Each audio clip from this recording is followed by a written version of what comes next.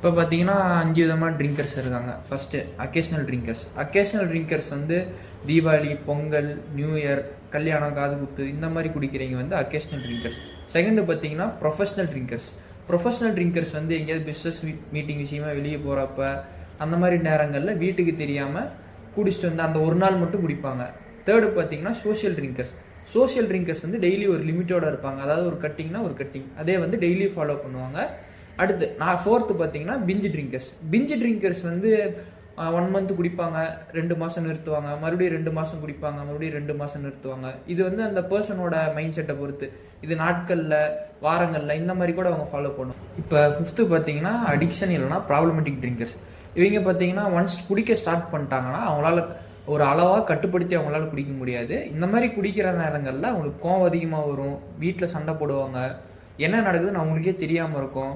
இந்த மாதிரி இருக்கிற பேஷண்ட்ஸ்க்கு வந்து நாங்கள் அமுதம் ஃபவுண்டேஷனில் ட்ரீட்மெண்ட் தரோம். உங்கள் வீட்டில் இந்த மாதிரி நண்பர்கள், குடும்பத்தினர் யாருக்காவது குடி மற்றும் போதையால் பாதிக்கப்பட்டிருந்தாங்கன்னா இந்த நம்பருக்கு கால் பண்ணுங்கள்.